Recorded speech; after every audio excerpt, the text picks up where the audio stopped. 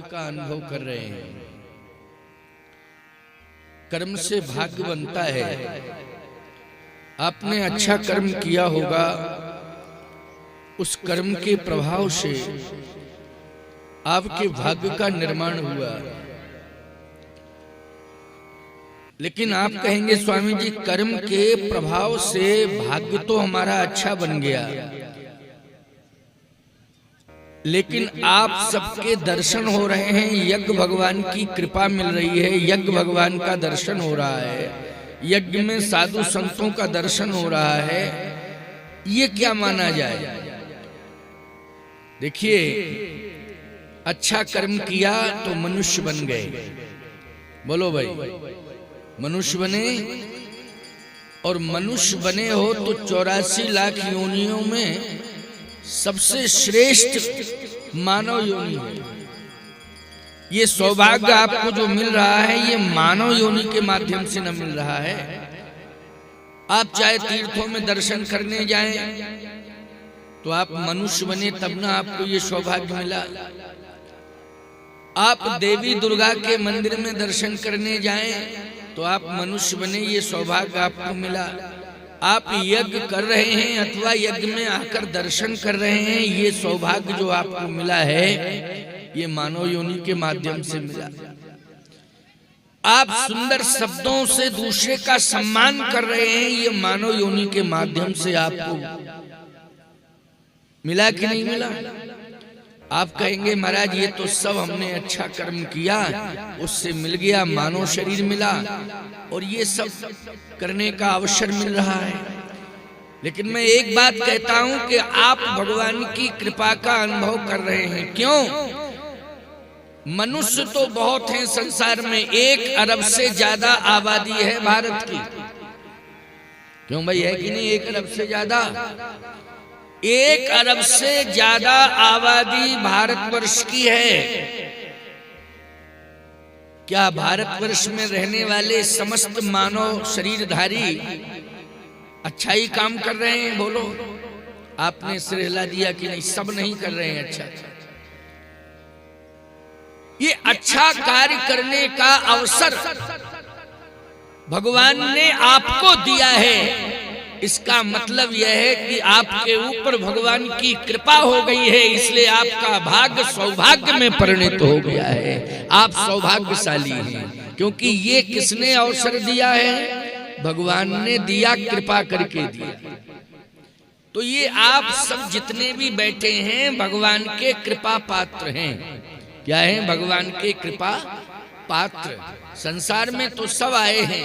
अरे दुरात्मा भी संसार में आया है, पुण्यात्मा भी संसार में आया है, महात्मा भी संसार में आया है। संसार में तो सभी आए हैं, लेकिन संसार में आकर जो यज्ञ से जुड़ गया, संतों से जुड़ गया, सत्कर्म से जुड़ गया, सब धर्म से जुड़ गया, वह प्राणी भगवान का कृपा पात्र बन गया है। इसलिए आप सब भगवान के कृपा पात्र हैं। ये प्रत्यक्ष प्रमाण है, कोई बहुत विशेषताएं बताने की आवश्यकता नहीं है, न विश्लेषण करने की आवश्यकता है। ये तो प्रत्यक्ष कृपा दिखाई दे रही है कि संख्या तो इस जिले की ही बहुत है, इस प्रदेश की ही बहुत है। क्यों भाई? लेकिन जो लोग इस सत्कर्म में सम्मिलित हुए हैं अथवा इस पावन परिसर में बैठकर सत्संग सुन रहे हैं, उनके ऊपर भगवान की परम कृपा हुई है। इसलिए आप भगवान के परम कृपा पात्र हैं। आइए एक बात आपको और बताएं। अभी अभी आप सुंदरकांड के माध्यम से एक बात सुन रहे थे कि विभीषण जी कह रहे हैं कि अब मोह भाव भरोस हनुमंता, बिन हरि कृपा मिले नहीं संता।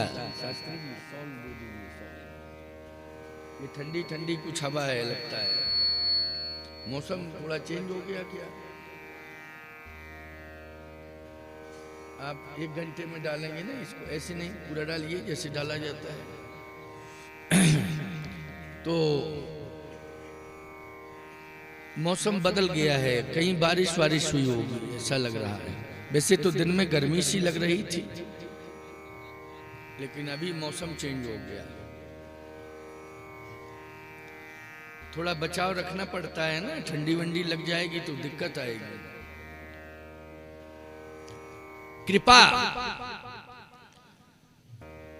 स्पष्ट रूप से वर्णन है।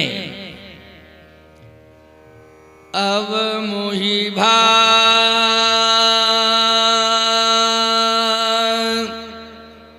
भरोस हनुमंता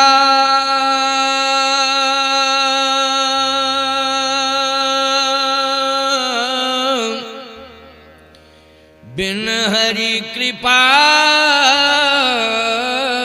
नहीं संता। बिन हरि कृपा मिले नहीं संता। बिना कृपा के संत नहीं मिलते। इसका मतलब है कि भगवान संत को भेजते हैं, संत कभी किसी के पास आता जाता नहीं। सही बात तो मना ही नहीं होता, कहता कहां चले जाएं? क्यों भाई कहां चले जाएं?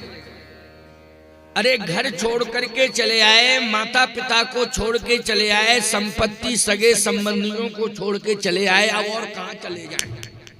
जब सभी छोड़ के चले आए तो किसके पास चले जाएं? केवल भगवान के पास जाने की इच्छा है कि भगवान के पास हम चले जाएं, बस इतनी इच्छा है। बाकी ये थोड़ी इच्छा है कि भागे भागे फिर रहे। देखो यहाँ चले आए, पता नहीं कहां से आए, ग्वालियर से ही आए, भिंड से आए, अब यहां से आगे और जाएंगे, फिर वहां से आगे जाएंगे, जाते ही रहते हैं। इसका मतलब यह है कि संत नहीं जाता है, भगवान हठ पूर्वक उसे भेजते, नहीं जाना ही पड़ेगा, जाइए यहां जाइए। फिर भगवान से हम कभी कभी कहते हैं सरकार बहुत कष्ट है, अरे बना रहे कष्ट, जाइए। मैं कह रहा हूं जाइए, कष्ट वष्ट बात बंद करो, सीधी सी बात, जाइए। अब कष्ट सह रहे और फिर भी नहीं मान रहे, कष्ट भी सह रहे फिर भी नहीं मान रहे। लोग कहते हैं महाराज हम शहडोल तक जाते हैं तो शाम को आते हैं, थक जाते हैं। वो आप पता नहीं कहां कहां तक शहडोल नहीं हिंदुस्तान में डोलते, आप जाने कहां कहां जाते हैं पता नहीं, लेकिन फिर भी आप थकते नहीं। अरे भैया खूब थकते हैं, कहीं जाने का मन नहीं होता है, लेकिन मेरा परमात्मा हट करके मुझे भेज देता है कि मैं कहता हूं वहां जाओ। इसका मतलब है कि भगवान ने हठ पूर्वक भेजा है। इसी बात को विभीषण जी ने कहा है, जो रघुवीर अनुग्रह कीन्हा तो तुम मोहे दरस हठ दीन्हा। दरस हठ, बोलो हठ शब्द आया कि नहीं आया? हठ शब्द स्वयं इस बात को विभीषण जी कह रहे हैं कि मेरे ऊपर भगवान ने कृपा कर दी है। आप मेरे पास आना नहीं चाहते थे हनुमान जी, लेकिन भगवान ने मेरे ऊपर कृपा कर दी है, इसलिए हठ पूर्वक जबरदस्ती आपको मेरे पास भेज दिया है। भगवान ने मेरे ऊपर कृपा की।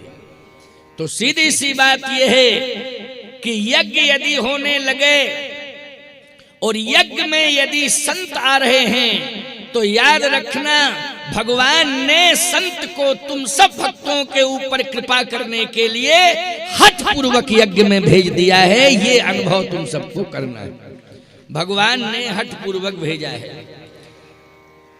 एक बात और बता दें आपको, जहां भगवान कृपा करते हैं वहीं भेजते हैं।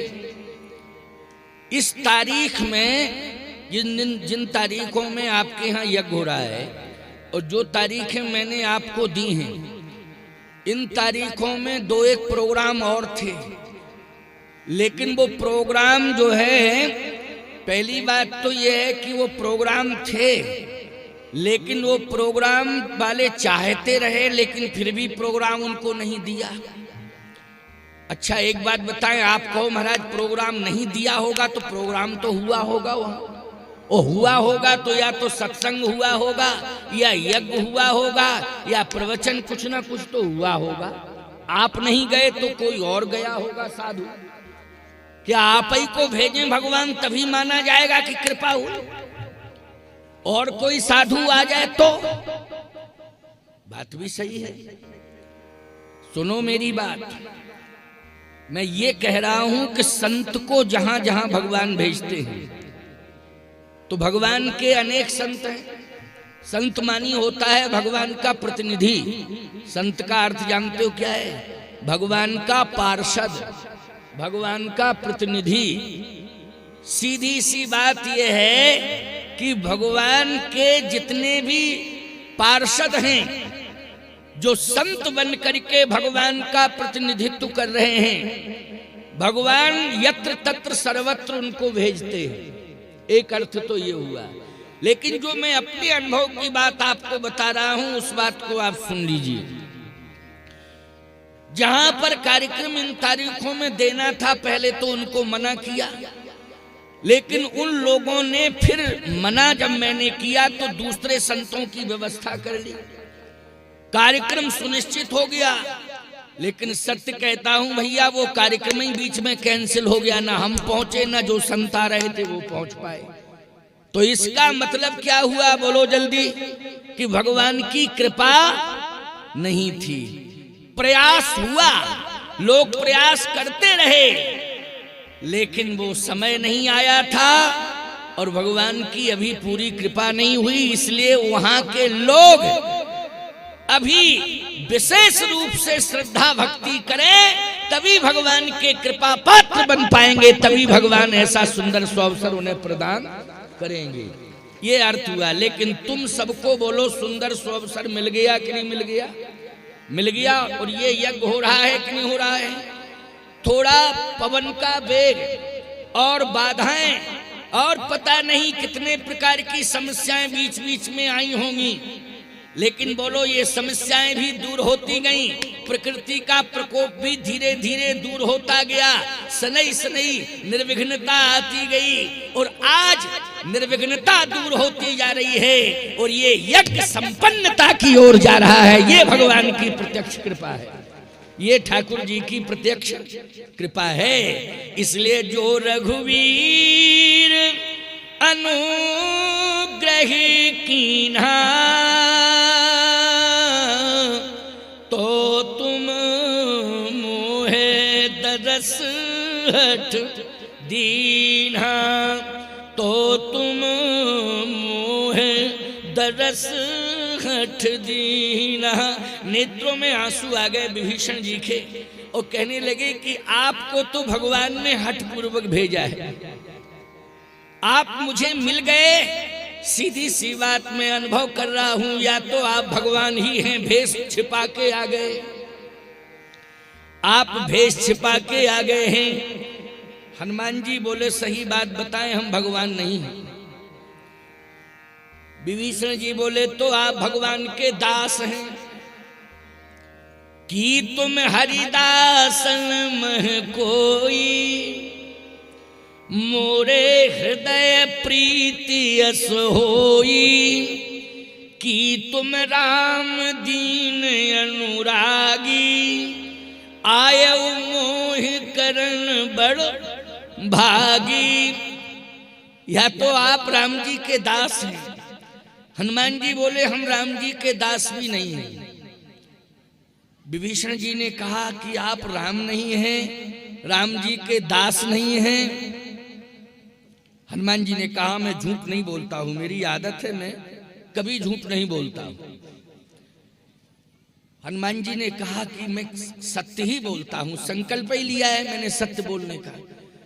विभीषण जी ने कहा ठीक है, मैं ये मान रहा हूं कि आप सत्य बोलते हैं। जो राम के भक्त होते हैं वो सत्य ही बोलते हैं। क्यों भाई? धर्म न दूसर सत्य समाना। धर्म के बराबर कोई दूसरा, सत्य के बराबर कोई दूसरा धर्म नहीं है। और जो सत्य बोलता रहता है वह धर्म स्वरूप हो जाता है। वही संसार में